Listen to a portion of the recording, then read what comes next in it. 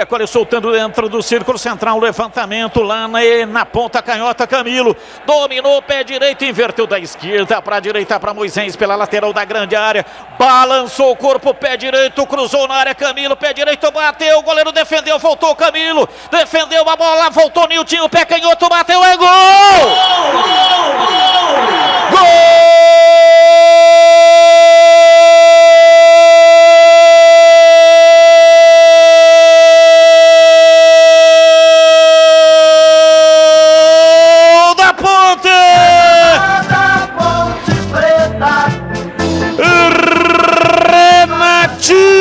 Para estufar a rede, a bola com Moisés pela direita, ele cruzou, Camilo deu uma cacetada, ela foi na trave, voltou, e aí Camilo deu uma pancada de perna direita, a bola tocou no Ednei, voltou com o Renatinho que encheu o pé, mandou de pé direito a bola no fundo do gol do Vasco, e ela fez chuar.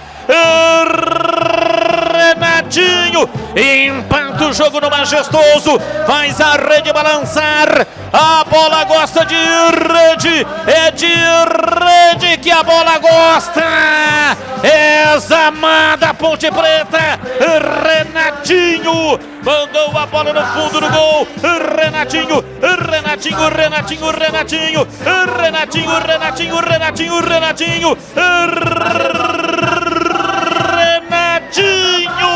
camisa 29, ele,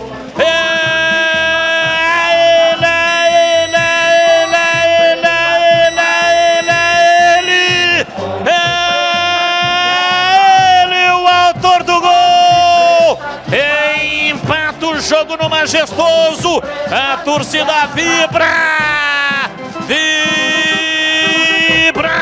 da pele até o osso. Ponte Preta 1, Vasco também 1, e o detalhe do gol é seu Antônio Lupi. E o Camilo, que participou da origem do gol, tentou duas vezes. Na primeira, acertou o pé da trave. Na sequência, pegou mão na bola, mas foi o suficiente para ela ficar viva, para o Renatinho dominar e de voleio acertar um lindo chute e mandar a bola no fundo da rede do Vanderlei. Renatinho, o pupilo do técnico Gilson Kleina, marca o primeiro gol dele na temporada, o primeiro da Ponte no jogo. Tá no placar do Moisés Lucarelli. Ponte Preta 1, Vasco também 1.